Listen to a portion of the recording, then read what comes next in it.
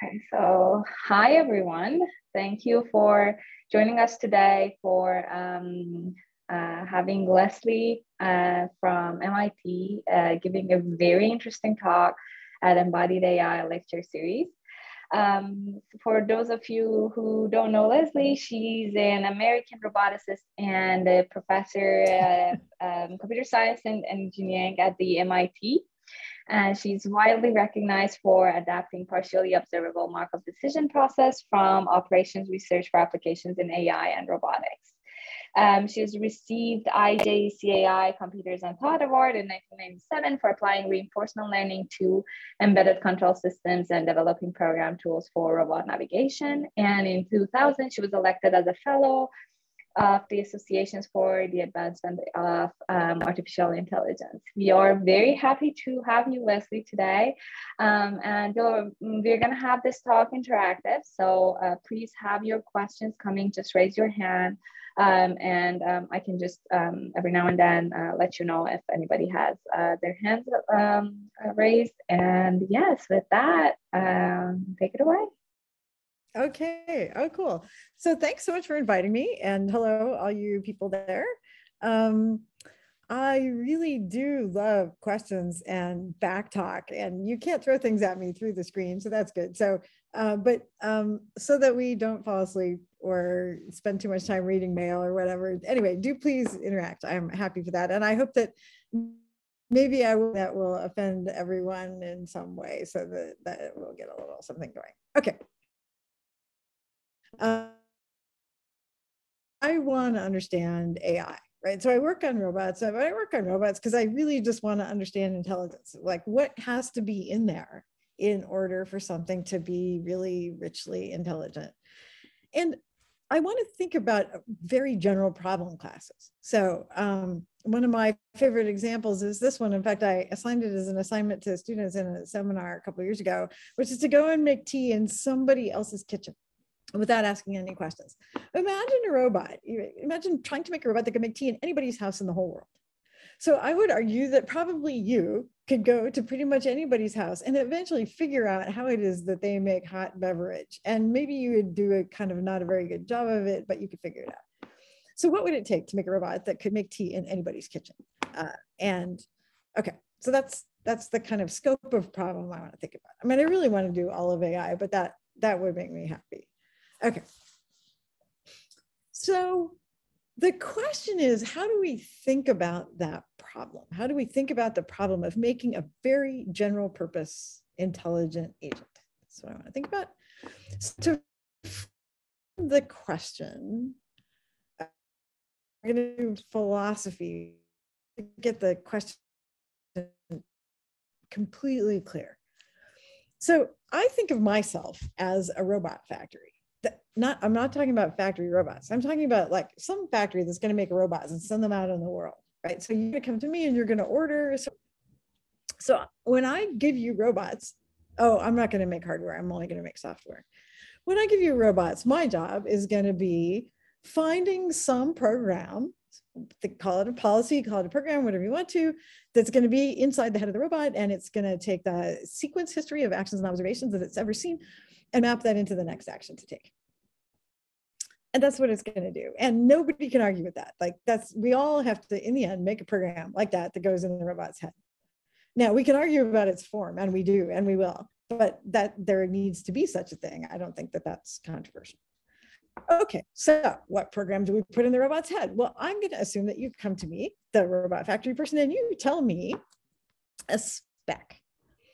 And the spec is something like a distribution over possible domains that this robot might have to work in.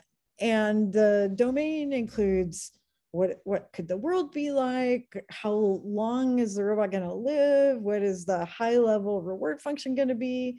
Something like that, right? And so it could be, if you want something to weld cars, right? This distribution might be very narrow. There might be hardly any variability.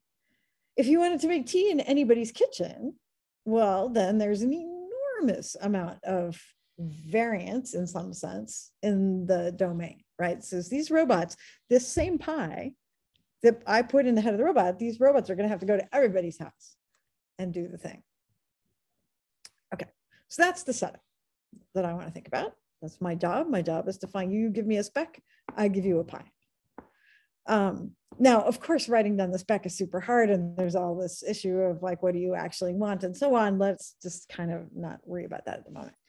Okay, the reason that I like this formulation is because I feel like it keeps us from having to argue about what the policy should be, at least the policy that's in the robot's head, right? If you give me this spec, then there's a set of optimal policies, but we don't need to argue about whether it should be a learning thing or not, or whether it should have symbols, or whether it should do calculus. I don't know, whatever it is, it just needs to instantiate some mapping from states to actions that is the best thing it can do given that spec. So I think that that's really important, right? So we just don't need to argue about that. Now, but the thing now that's hard, the thing that I think we're consumed by, is the fact that our job of being the engineers in the factory who have to take the spec and make the pie, that's hard, right? So that's a hard job. And that's really what we spend, I think, most of our time thinking about, but maybe not with enough clarity. So I'm going to see if we can just kind of be really crisp and clear about exactly what the problems are we're trying to solve, and then how we do it. So, okay, so this is the setup. Is that good? Does anybody want to question or anything about the setup? Okay. Good. So I don't know. So how are we going to do this? I want to use all the tools in the toolbox. I want to say, oh, well, I know I'm solving a problem that involves robots in the physical world, so I'll build in stuff about the physical world. I have no shame. I will do that. I know that, you know, I will use any technique I can figure out to try to apply in the factory. So anything. I don't really care. And then I think, of course, the robots, you know, we're all thinking about learning in various ways, and probably the robot will have to do some learning once it's in the kitchens, right? So we'll have to think about how to take all these things and put them together. Okay, so how do we make policies? Generally speaking, the way we make policies in the modern world is we pick some model class, right? Some kind of strategy for some shape the policy is going to have. And then we have to find a way of figuring out what models we're going to, you know, what particular parameters we're going to put in that policy. So I think one way to think about the engineering job is that, you know, what the job we're doing in the factory is that there's a bunch of work that humans have to do, writing down models, building simulators, doing reward shaping, all this stuff. There's work that machines have to do, like in the factory, optimization, learning, parameter tuning, and that we just need to like think about how do we pick model classes that optimize that engineering process in a way. And so again, I'm gonna like use all the tools. Okay, so let's think about this. I like to think about a space. It helps kind of organize thinking, maybe where there's some problems where the problem is super narrow, right? I have this one thing I have to do, very specific, weld the car or balance on this one balance board or be an ant and walk over the log or whatever, one thing. Or there's kind of problems where there's an enormous amount of variance, like make tea in anybody's kitchen. So that's an interesting dimension of the problems. There's another important dimension, which is how much do we know, how much do the engineers know about the problem that's going to have to be solved, right? So it might be that you come and you say, I would like to order a robot that could learn any skill, but it's only going to last 30 seconds. So that would be like a very simple thing, but we don't know very much about it. So let's just talk about this space for a little bit, right? So classical engineering, you know, Atlas doing parkour, it's kind of down in this corner, right? It does a specific thing. Humans are really good at engineering it. We just do it. And that's awesome. And it works great for a bunch of problems. Paradoxically, we also use reinforcement learning down in the bottom left corner, I would argue, of this picture. That maybe even most of the current applications of reinforcement learning are addressing problems where the problem is pretty narrow, like there's not a ton of variability in what this robot's going to have to do, and where actually we know almost everything. We know a ton about the domain, and we put our knowledge in not by writing the controller, which is maybe what we did for Atlas and the parkour, But we put our knowledge into a simulator. And then we kind of use RL as a compiler, right? So the view here is, well, okay, I know what my robot is supposed to do, and I know the world it's supposed to do it in. Or maybe I know variations on the world it's supposed to do, right? So I make simulator, I run reinforcement learning in the simulator. I think of this as a compiler, right? It's a compiler from simulators into policies. Or value functions or something. I get a value function, I get a policy, I put it in the robot, and the robot does what it does. I think one thing, this is now me just editorializing a little bit. I think when you're doing this, which is a completely reasonable and fine thing to do, it's important to remember that it doesn't matter how well the system performs while it's learning in the factory, while it's learning in the simulator. Completely doesn't matter, right? It's a compiler. It can make a ton of mistakes. You can reset it. You should exploit the simulator to squeeze every bit of use that you can out of the simulator. There's no not fair in this setting, because all you're trying to do is take a world description, put it in the simulator, and get out a policy. So I want to think the way you should evaluate this is just value of the policy that you get out as a function of how hard you had to work to get it. Okay, so reinforcement learning in the factory, bottom left corner. Now, what happens when we want to be able to solve really a richer class of problems? And I would argue that this is like maybe what old school AI used to focus on a lot. And I have 1 foot in the reinforcement, I have a lot of feet, 1 foot in reinforcement learning world, 1 foot in the old fashioned AI world, some feet in uncertainty, whatever. Okay. But so imagine we were in a domain that has a lot of variability. And really the best classical solutions to problems that have a lot of variability is some kind of compositional reasoning system that can let you specify a bunch of pieces and parts and reassemble them flexibly to solve new problems. So that's really, I think, the key to how do we handle domains with a lot of variability. So I just want to do a short digression on ways of representing policy, because I said in the end, what we need is policy. So we're all familiar with this representation of a policy. It's a policy, just like some function that takes in observations and gives out actions. Maybe it has recurrence in it. We're also used to this representation of a policy, right? Which is where, oh, we have a value function, sure, fine. Sometimes that helps us. Here's another representation of a policy. Another representation of a policy is a planning algorithm with some models of various kinds and something that just takes the first element of the plan and executes it. Or here's another representation of a policy where now we do some like perception, state estimation stuff, get a state estimate. Maybe we have some lower level controllers. So we're making things a little bit 2 levels of abstraction. Maybe we make it even fancier and we have more levels of abstraction in our reasoning. And my view is that to extend to the really complicated problems that are very high variance and very long horizon, that building in some substructure is pretty critical to actually getting them to work. So we build in some mechanisms. So the mechanisms are pretty generic. They're pretty domain independent. That we can do planning, that we can do perception using convolutional mechanisms, that we do control using some kind of feedback control. So we build in these mechanisms, and then ultimately what we're going to be doing is thinking about how do we learn the yellow things, which are models that those algorithms operate on.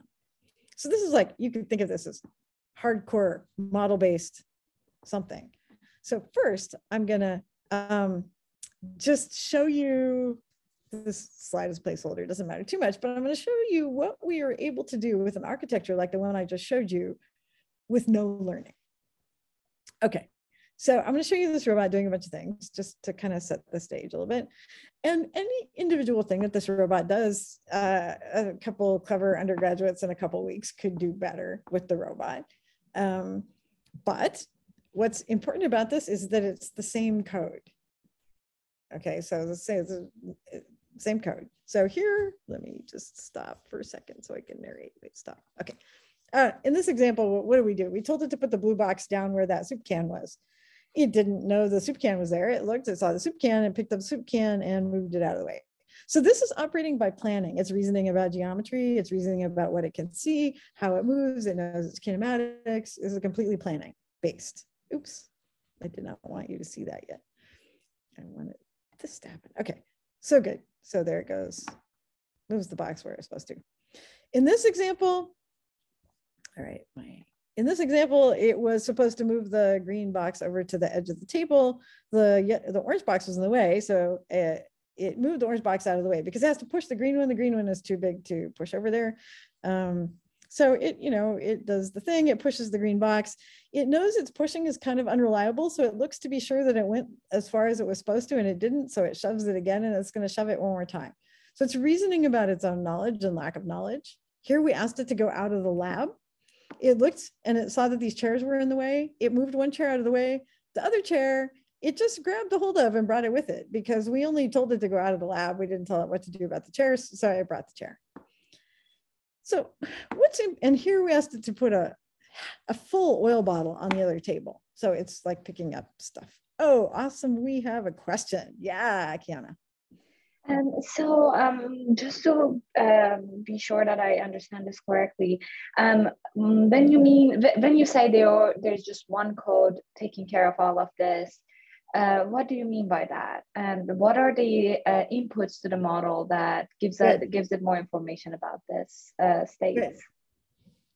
So what it knows, okay, well, I'll tell you roughly what it knows. It knows, in this case, CAD models of the objects that it's going to have to operate with. So it doesn't know how many objects there will be or how they're arranged, but it does know a very small set of objects that it might have to interact with. It has general purpose planners for motion and kinematics and that stuff. And it has a model, state estimation model. So it knows like something about, let's see, it has object detection based on point clouds and model matching. It has something like a very, very fancy Kalman filter for estimating object poses and stuff based on the observations it's gotten. It has something like a occupancy grid for knowing what part of the space it's looked at or not. So whether it's safe to move into space. And it has some planning operators that I wrote that are like, in order to pick up an object, you have to be sure that there is a free path and there's a grasp and so on, and that'll all work. So it was not trivial, but it was also not enormous. That stuff. Yeah. Got it. Other questions? Yeah. Okay, but it still worked, right? So the thing that's not good about this is that we had to do to add something new to this, to let the robot have a new ability. We would have to write more code and test it and so on, or not more code exactly, but more operation descriptions. And so it's not where we want it to be, but it is a target, I think, architecture, right? So I think we learned something about how to make a robust system even when the perception is not so good, how to do planning and replanning, how to use hierarchy to make the planning problems small. So that's kind of what went on there. So, okay, so let's now think about, but that was like all the way over here, right? There was no learning in some sense. We knew almost everything about the world except for how the objects were going to be arranged. So that's like, I think we're kind of far over this way. Maybe not all the way to the right, of course, but we exaggerate. Okay, so another thing to think about is, well, what happens when we in the factory, the people building the system don't actually really know very much about the world the system's going to have to operate in. And in this case, this is what reinforcement learning was actually intended for, right? It was designed as a model of how like bumblebees and things learn from their interaction with the world, an individual agent online, right, learning. Which is really a fairly different situation than this one. And when you're in this situation, it really, really matters what reward you get, because every time you run into the wall, like, it hurts. So this is a cartoon that somebody made for me, and I was like, right, so I want a robot not to be learning its basic abilities in my kitchen. That's just not okay, right? Nobody would want a robot to come to their kitchen and learn physics. So I think like the reinforcement learning from nothing as a way to make an agent that would be in your house is not okay. All right, so what do we want to do? Well, the thing that I spend my time doing now is trying to think about how to take the lessons and the architecture and all the stuff that we learned from that robot that I showed you, but use machine learning to fill in the models. And to be really driven by the principle of compositionality, right? The idea that you can learn pieces and parts that are reusable, and that productivity, the ability to take them, reassemble them, address new problems, is what lets us really address a big class of potential problems. Okay, so now what I'm going to do is I'm going to talk about some projects now, concrete stuff. I'm done with the philosophizing. I'm going to talk about some concrete stuff that we've been doing that addresses basically learning some different pieces and parts. So let's talk about perception briefly. So recently we did this. Oh, hey, Ruzba, ask me a question. Hi, just a quick question. So there's this notion of reward in like most of the task or the ideas that you presented, but in reality, I think we cannot define rewards for most tasks. For example, like suppose our task is like stacking like dishes. So in that case, so there are like many different ways of doing that, and it's hard to assign rewards automatically to our agent. So my point is that defining the reward for some tasks might not be easy or might not be possible. So I wanted to see basically I wanted to ask for your thoughts on this. Like, is this should we have the reward for all these tasks, or should we replace the reward with some other things to learn our task? That's a good question. So, I mean, even when we're not learning, we need a way of specifying the objective to the robot, right? So I don't usually really think about it as reward, but you can, of course. I mean, we typically imagine that there's a goal that gets communicated to the robot. And we'll see, like in the example I'm about to show you, it gets communicated in kind of logic, but it could be in natural language that would not be a huge deal. But you're right that even if you tell the robot, make me a sandwich, you don't really mean make me a sandwich at all costs, right? You mean make me a sandwich subject to a bunch of implicit constraints that I don't have time to say, like don't burn down the house or use all the money or, you know, all this stuff. So that's really interesting. And I think, I don't know, I've thought about it just a little bit. I mean, I think that we ought to have some notion of a kind of, like kids, you know, after some number of years learn what I think of as like a background utility function, like this kind of general reward or utility or something that says, well, this in general, these things are good and those things are not. And then if you ask them to do something, they kind of add that on top of the default utility maybe. And that would be a way to think about it. But this is not, I mean, there are people who think much more deeply about utility specification than I do, but I agree it's a hard thing. Okay, thanks. Yeah. Okay, so in the previous problem, the previous thing I showed you, the robot knew in advance about all the objects it was going to be able to encounter. So we wanted to say, well, all right, and we get tired of, you know, reinforcement learning people saying, oh man, you guys, you have to put in all this stuff. So we're like, okay, maybe we don't have to put in so much stuff. So we said, okay, mom, manipulation with 0 models. So the question is, what if we don't know any models in advance for any of the objects? We're going to operate in a situation where these are not, we've never seen that, we don't know about classes necessarily. We don't know that you could put anything on this robot's table and it's going to do stuff. So the question is, how could we do that, right? So we're still going to build a system where we believe in objects. We know the robot's kinematics. We know a model that is about picking and placing physical objects in the world. So that stuff is still built in. And we're going to try using pre-trained perception modules. So we've tried actually different now versions of segmentation algorithms. So, but class agnostic segmentation, I have to say, those models are still not all that great. We experimented with a bunch of different things that predict grasps.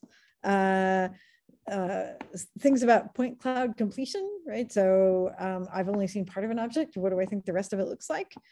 And the premise here was that normally you would think that the task in motion, so we have now this architecture. So the policy, this black box, the gray box is a policy still. It's a, you know, it's a policy. It takes images and it gives out torques. So it's policy.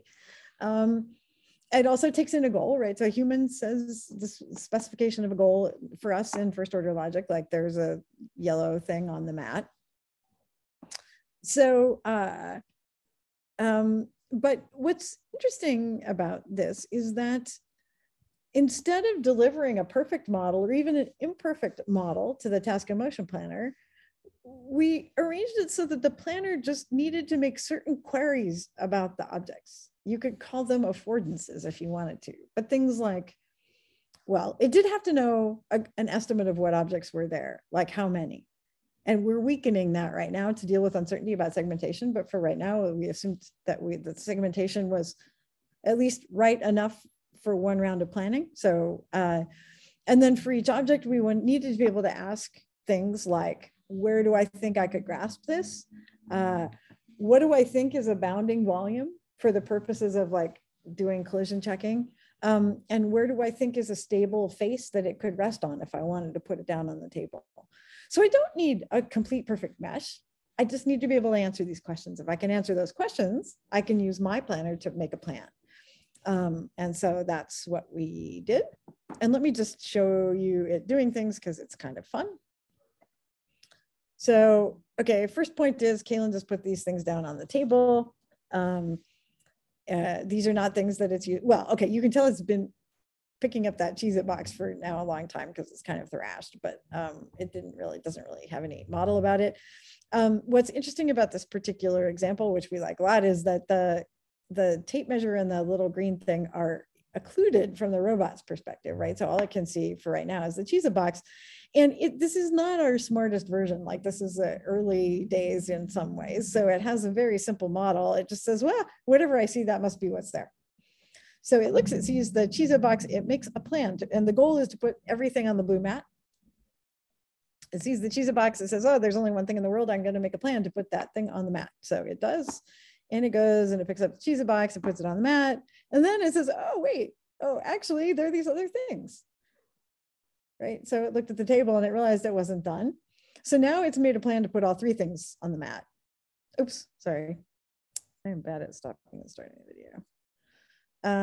So, okay, so it does this. Then it says, okay, I have to move the Cheez-It box out of the way. That puts these things there. And then it goes and gets the Cheez-It box and puts it back. Okay, yay. So that was sort of smart. Here's another one here. I think it was told to put a yellow thing on the mat. Okay, good. So it's now there. It just moved the stuff out of the way so that it could get to the yellow thing. It missed, but it's okay. Okay, that was good. Oh, that was the same one. This one we told it to put everything in the bowl of the closest color. It knows color as a kind of a primitive, but these fruits are new to it, right? So it's good. It'll do that. This is my favorite one. It thought there was only one object, but we fooled it, right? Actually, we thought it was only one object, just an unusual shape. It keeps turning into more objects, but it persists. And eventually it'll put the objects on the map. Okay. So what's good about this? What's good about this is, again, it's kind of general in a way. And it's kind of smart. It can make reasonably long horizon plans. And it didn't need perfect models.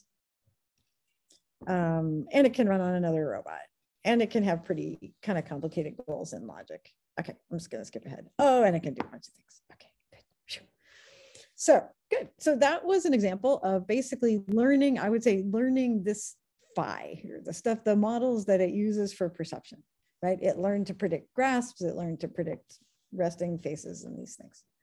It did not learn end to end. Later we can have, I don't think we can do end-to-end learning. We might be able to do end-to-end fine-tuning of some kind, but I really don't think we can do end-to-end learning. Okay, Now let's talk about learning models for the planner. So I'm also really interested in incremental learning, right? So if I shipped a robot to your house and it knew how to pick things up and put them down, you might want to teach it something new, right? So you might want to teach it to cut or push or stir or pour or something like that. And there's a lot of work in robot learning. I would say maybe most of the work on robot learning is focused on learning individual skills like that.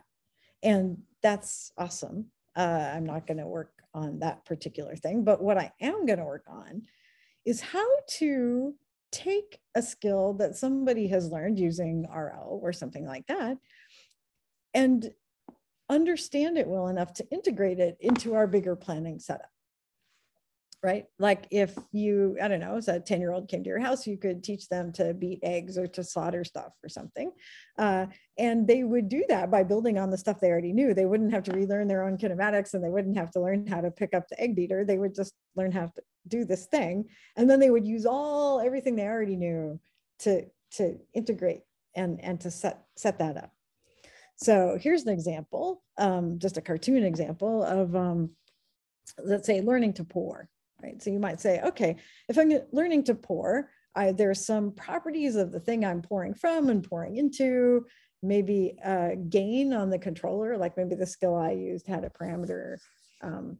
And it feels like, well, some relationship among these variables controls whether this is going to be good or bad as a pouring episode. And so the way we think about this is a slightly mix of old school and new school. So we say, well, all right, I need a kind of an operator description to put into my planner. And it looks like good old fashioned AI, I want to execute my pouring skill. In the end, I want some liquid to be in some container. And I have all these continuous variables, though, that seem to matter, like the shape of the source container and the shape of the destination container. And oh, by the way, these things, I mean, we could do a fancier version of this where this is all latent whatever stuff learned by a neural network. Like it doesn't matter that these are variables I named. It's just that they're continuous variables that say something about the objects that are relevant here. And the thing that I'm really interested in is this constraint, right? This constraint is a relation on properties of this object, properties of this object.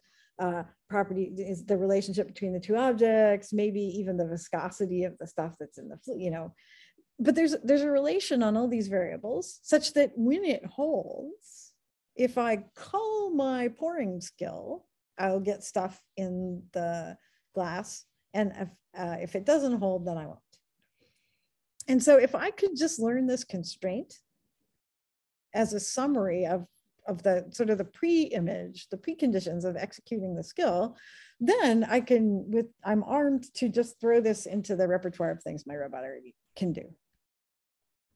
So we studied this, we generated a lot of training examples and thought of it as, well, okay, a kind of a regression problem from a theta, which is an assignment of values to all these variables, to some score, which says, how well is this gonna work? And one thing that's important to know is that, like, okay, training a robot to do stuff is expensive, getting training data. We picked a lot of peas up off the floor in the process of trying to learn this. We also used the planner while we were doing the experiment. That's another thing. It's interesting. And so because the data gathering is so expensive, it's really important to be careful about what data you're gathering, I think. So we used, I'm not going to do the details here, but we use Gaussian process kind of active learning to govern the experiments that the robot was doing when it was trying to learn, so that we didn't have to do too many examples, right? So that it would try things at the boundaries and try to characterize the space of possible kind of useful pouring actions that it could do. And one thing that's important is that you don't want to just learn one way. Right. So you might say, oh, pouring, that's a skill. It's just a policy. It's just going to do one thing. But in a larger context, right? In the context of making tea in somebody's house or being a server in a restaurant or something, you might have to pour this way, or maybe backwards or at a funny angle because there's things in the way, or maybe you hurt your right arm and you really, you could do it left-handed if you had to, not so well. And so it's important to be able to kind of understand the space of possible solutions, not just a single one, so that later on, when you try to take this skill and apply it more broadly, you have a kind of many ways of being able to use it. So that was another kind of constraint on the technical approach that we took there. But then, okay, so then we can take what we learned and put it into the general system. So here we asked the robot basically to put stuff in different containers. You know, we said, oh, you have to serve it on the tray. Say, okay, serve stuff on the tray. So good. So it put the bowl there on the tray. It moved the green thing out of the way so that it could get the blue thing, which has the stuff in it, so that it could pour it in there.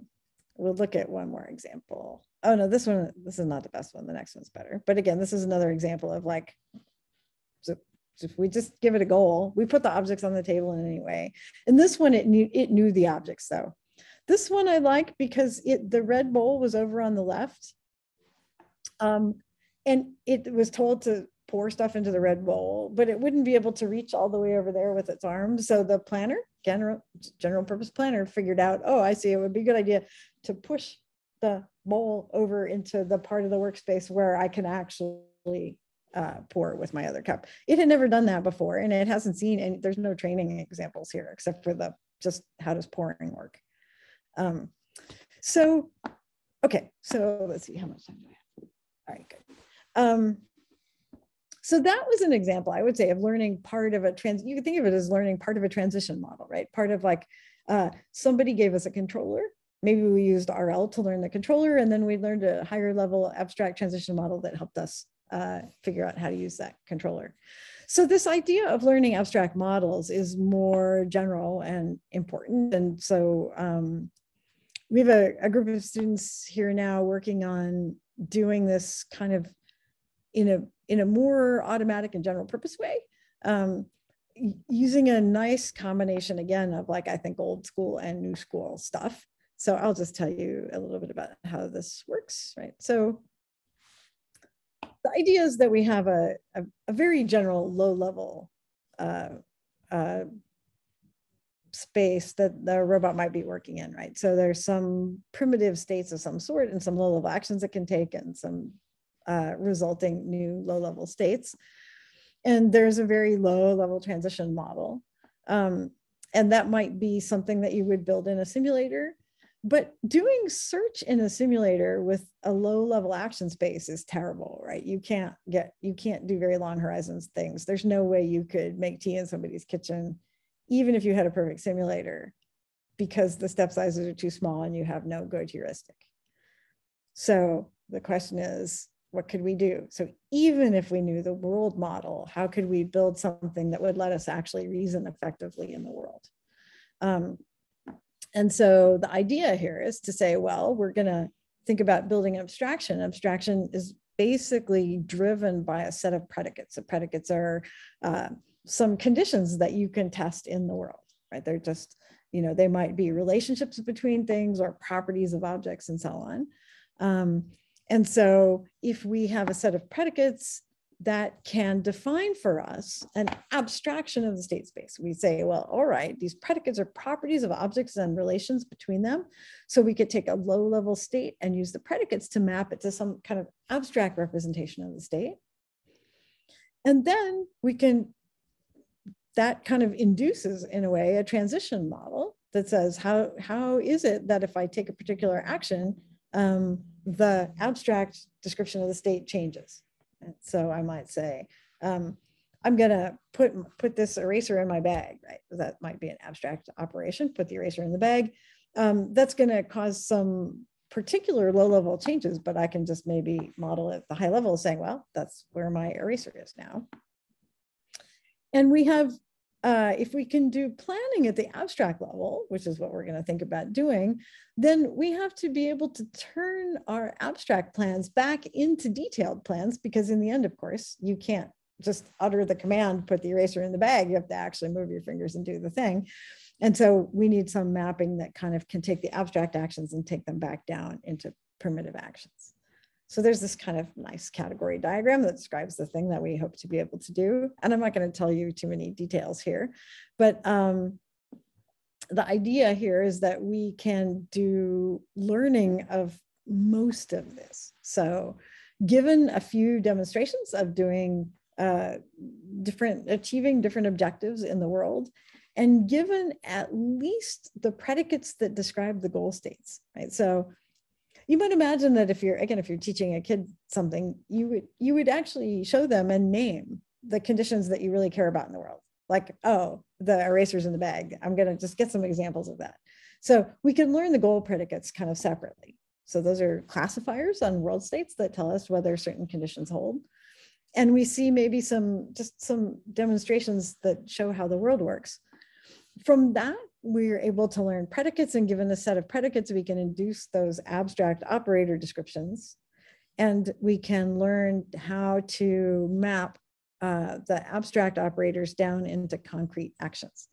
And that gives us a way of actually planning efficiently in complicated domains.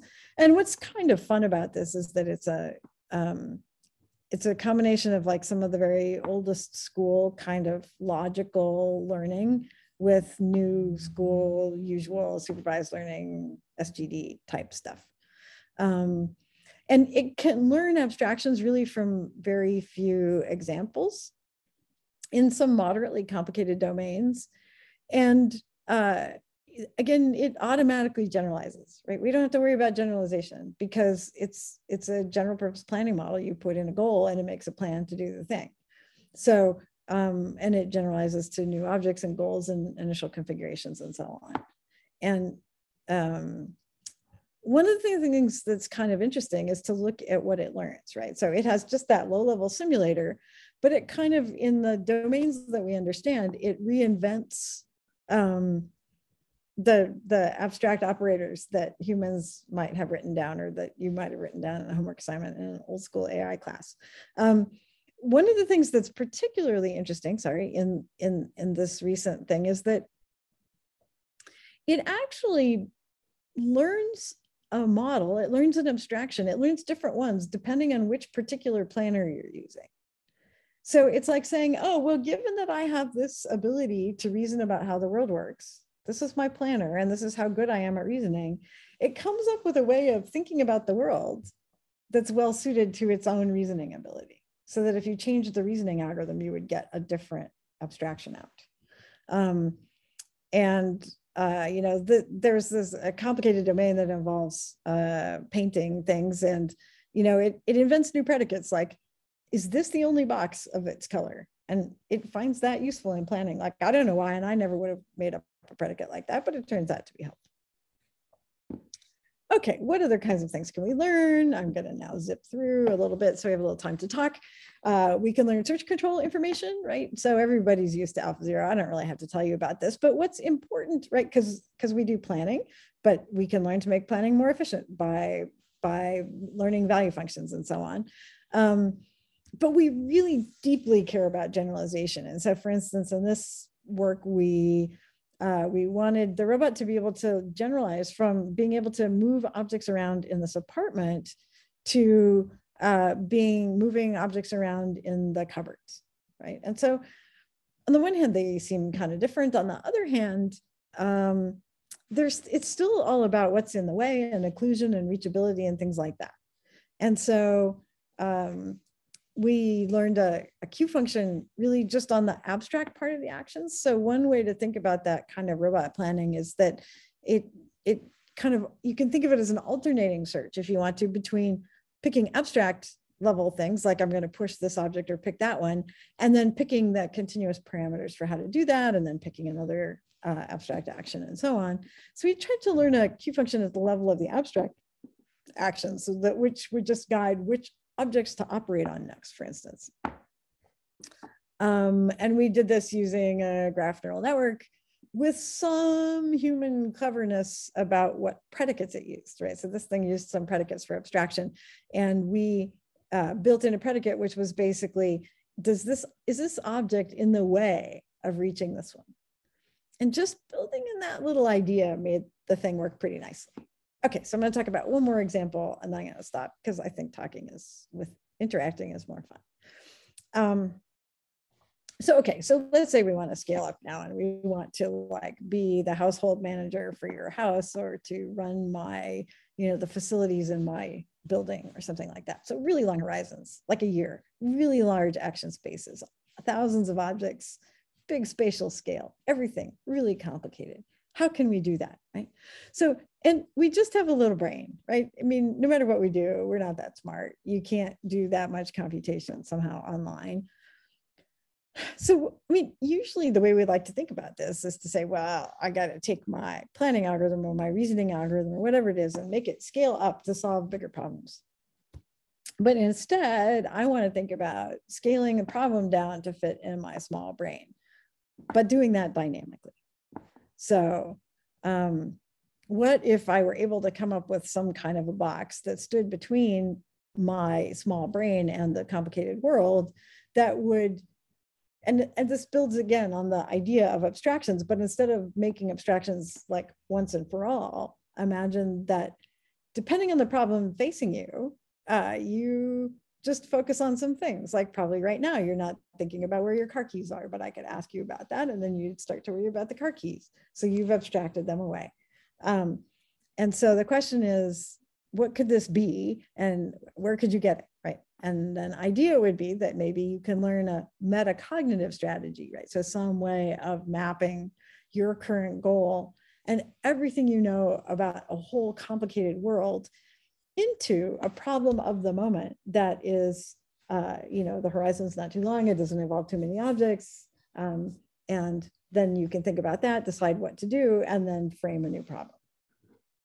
So some examples of this that we have pursued, one is something that learns to predict which objects will be relevant to a current problem. So imagine you're in a domain with lots of objects. Given the goal and the current state, it learns to score objects according to how relevant it thinks they are to the problem. And what that means is that you can start with a planning problem instance with a very few high scoring objects, make a plan, test that plan to see if it's going to work. If not, you can like add a few more objects in. So that's one strategy. Another strategy is temporal hierarchy. So I can make a plan. So, I mean, this is a kind of a cartoon of a simple example, but imagine that, I'm going to pick and place objects. And, to place an object, I have to be holding the object, but also I have to be in the room, or maybe I have to be at a particular configuration. But maybe for planning at the high level, I just ignore some of my preconditions and I say, oh, I could just make an abstract plan without worrying about moving around. So that gives me the order of my errands, or how am I going to cook my dinner, basically. And then I pick a subpart of it. And when it's time to do, let's say, placing the object, then I can plan again in more detail to decide exactly what to do. Another example is learning to just rule out some stuff, saying that there's some state variables I'm not going to change. There's some actions I'm not going to take. Right? There's some actions you would never consider taking if what you're trying to do right now is give a talk to a bunch of people over Zoom, right? I've ruled out a ton of stuff, and that's good. Okay, so these are all ideas about this kind of learning metacognitive strategies. So ultimately, right, so here's a kind of a assertion, maybe human-like generalization ability stems from learning models that are combinatorial and efficiently recombined. And that we can learn them by building in architectural constraints. So we get combinatorial reusability from kind of factored state representations, from lifted, right? Lifted means abstracting over the individual objects.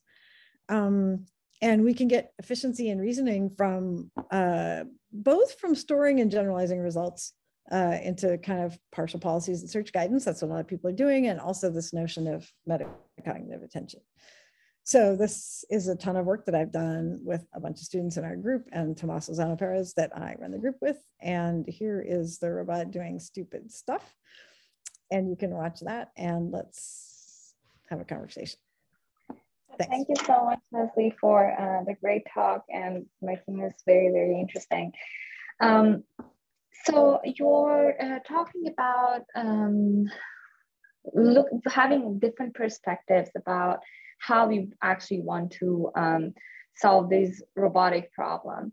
And I think in embodied AI, from the more of a learning community, we also have a lot of different tasks and different paradigms, that learning paradigms that we are looking at these problems. I think one of the problems here is that you never came up with a benchmark or a unified task that we can compare these models, and we can kind of decide like, when is it good to use learning? When is it good to use planning? When should we combine these? Or any kind of benchmark that we can all use. What are your suggestions on that? Yeah, that's a good question. I think that, well, for longest time, I just thought benchmarks were a giant distraction, because mostly we can't solve any problems that are interesting. And so solving some problems is like, it's pretty clear when you can do it. So I'm like happy when the robot can do the stuff I showed you. Like, I don't need to do statistics. But in the end, you know, there's, now that we have many options, and they're all kind of maybe not terrible, then it's worth trying to be more careful, and also just to share stuff, right? So I'm interested in that. We're starting to export now. In fact, we had a little hackathon in our group over spring break to take SDF, which is a standard format for describing robots and the objects and other linkages in general. It's something that a lot of the simulators will consume. And augmenting that with some declarative information. So you take it like a SDF file and like a PDDL file, and that describes a domain. So I think we can describe our problems in this way, in a way that's super generic. And then we wrote some kind of things that would let them be consumed by PyBullet and let them be consumed by Drake, and they're going to get consumed by another thing pretty soon. So I'm hoping actually to kind of stand up just a very generic, no commitment domain description format. And then that will allow people to generate worlds and goals and objectives. And then I think we can compare. We looked around to see if there was something that was sufficiently kind of general and non-committal about how you were supposed to solve stuff, and we didn't find such a thing. So we're trying to make something as non-committal as possible. Thank you. Do we have any question from the audience? So regarding the abstraction that you talked about at the last part of the talk, so depending on the task, the abstraction might be different. Like, for example, if my task is navigation, I don't care much about the texture of the carpet. But if my task is cleaning the stain on the carpet, probably I have to pay attention to the texture and so on. So right. My question is, should we do this abstraction once and then use that for like many other tasks, or for several tasks, or should we, based on the task, we have like different forms of abstraction? Yeah, no, that's perfect. I mean, I really absolutely think that we need to be doing it dynamically, right? So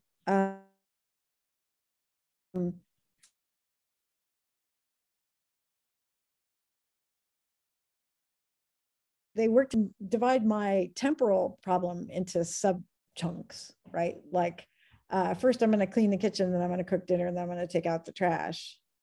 Then for one of those temporal sub chunks, fewer objects will be relevant. And so I can also throw away objects. They're going to be relevant to my whole day, but they're not going to be relevant to the next 5 minutes. And I can, because my goal is to be giving you this talk, I'm going to throw out a whole bunch of other stuff, right? But that's not thrown out permanently at all. And as soon as I'm done giving this talk, I'm going to pop like up a level, and I'm going to start to do something else. And I'm going to swap back in some things and swap out some other stuff. So no, I think it's a fascinating kind of dynamic goal. It's a policy. You need a policy here. I think you need a policy to decide what problem to be thinking about. Right. Right. Thanks.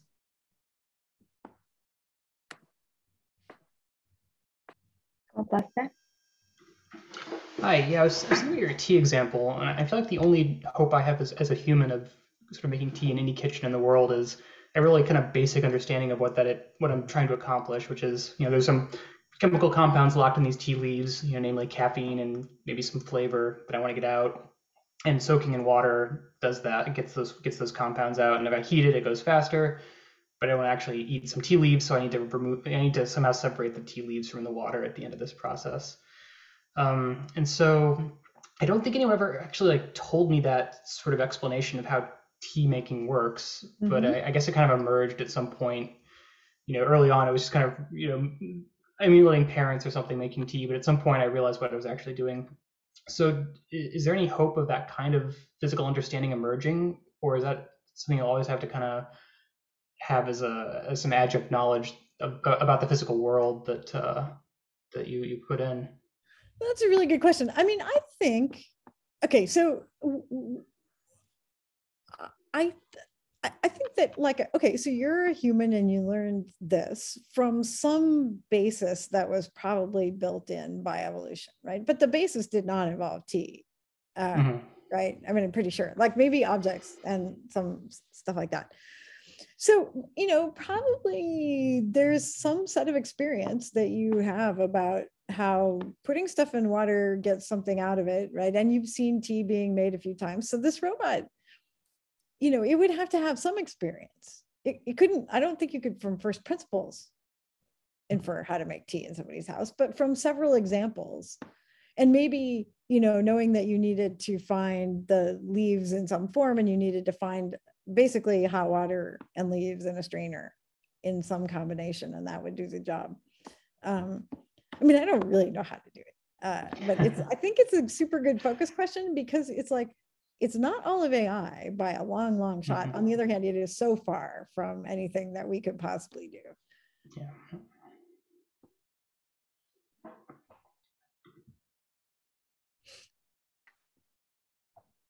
Okay, then let's thank Leslie one more time. Thank you so much for accepting our invitation, and it was really great talking to you and hearing about your work today.